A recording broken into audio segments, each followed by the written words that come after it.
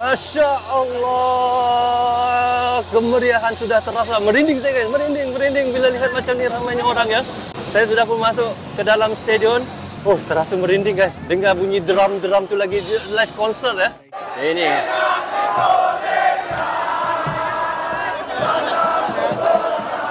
Munduran.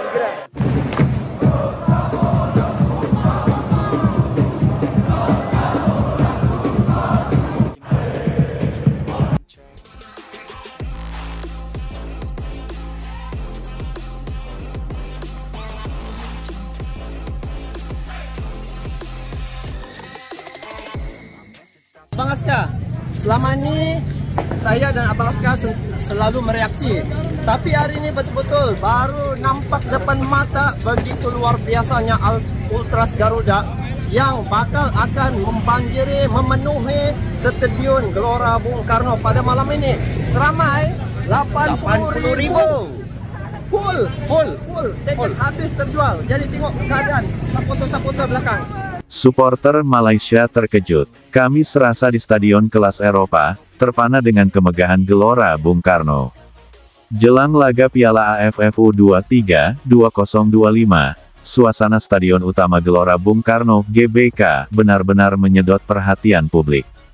Tidak hanya supporter Indonesia yang antusias, tapi juga ratusan pendukung Malaysia yang khusus datang untuk mendukung tim Harimau Muda. Mereka mengira hanya akan menemukan stadion biasa di Asia Tenggara, tapi yang terjadi justru di luar dugaan. Hari itu, rombongan Ultras Malaya mendarat di Jakarta sejak pagi. Mereka sudah membawa drum, bendera kuning hitam, dan rencana Chen lantang untuk mendukung skuad muda Malaysia. Banyak yang mengaku excited tapi juga sedikit gugup karena mendengar reputasi supporter Indonesia yang fanatik. Namun semua rasa tegang itu sejenak hilang berganti decak kagum saat mereka tiba di kompleks Gelora Bung Karno. Seorang ultras bernama Hairil langsung merekam video panorama stadion dengan kamera HP-nya. Dalam videonya, ia terdengar berkata dengan logat Malaysia kental, "Ya Allah, besar betul stadium nih. Cantik gila, aku rasa macam kat Eropa." Begitu mendekat ke pintu masuk utama, para pendukung Malaysia bahkan berhenti untuk foto-foto.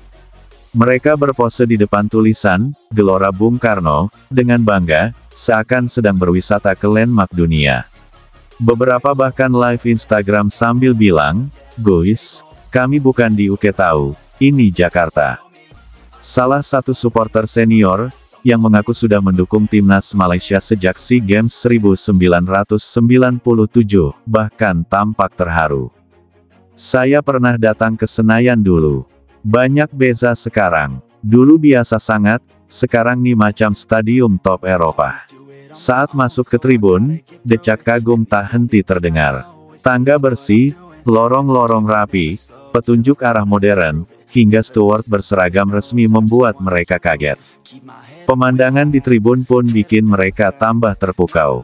GBK kini punya kursi individual berwarna merah putih yang disusun rapi, dengan garis pola bendera Indonesia. Ketika lampu stadion dinyalakan menjelang malam, sorotan cahaya LED putih kebiruan menambah suasana megah. Banyak yang bilang stadion ini berasa kayak Wembley. Bila lampu semua buka, ya Allah, cantik sangat. Macam Euro 2024 pun kalah lighting dia. Tak cuma tampilan fisik, kualitas sound system juga jadi sorotan. Ultras Malaysia sempat terdiam mendengar pengumuman speaker stadion yang jelas dan lantang. Mereka heran kenapa di beberapa stadion Asia lain suaranya malah sering pecah atau gaung. Saat mereka mencoba duduk, kursinya empuk.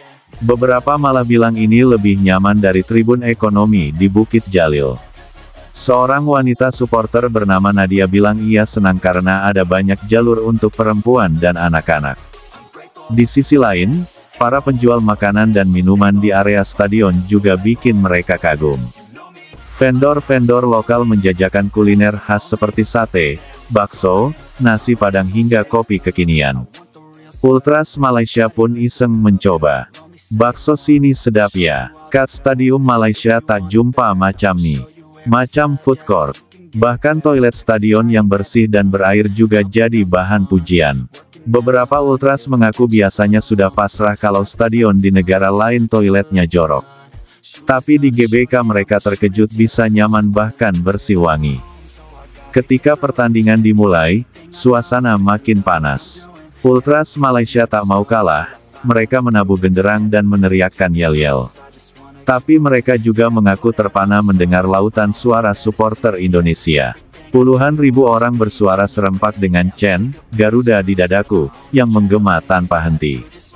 Beberapa supporter Malaysia malah bilang mereka merasa seperti sedang tandang ke Anfield atau San Siro, di mana fans tuan rumah begitu militan tapi tertib.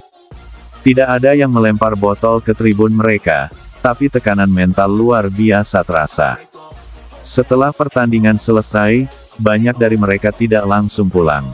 Mereka keliling stadion, foto-foto, bahkan saling tukar syal dengan pendukung Indonesia.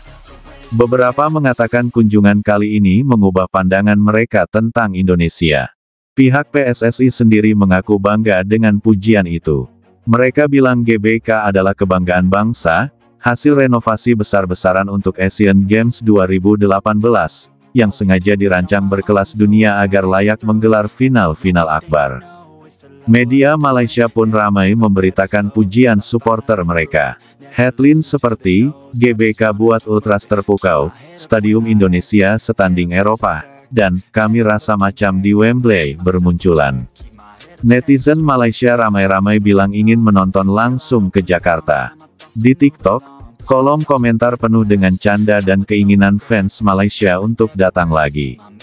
Beberapa influencer Malaysia bahkan sudah mengumumkan rencana ngevlog full tour stadion GBK untuk subscriber mereka.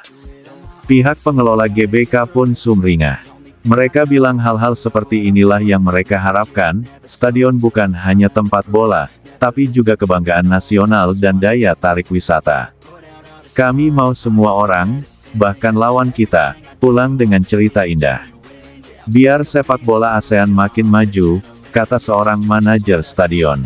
Dan memang terbukti, meski supporter Indonesia dan Malaysia bersaing keras di tribun, di akhir laga mereka saling hormat.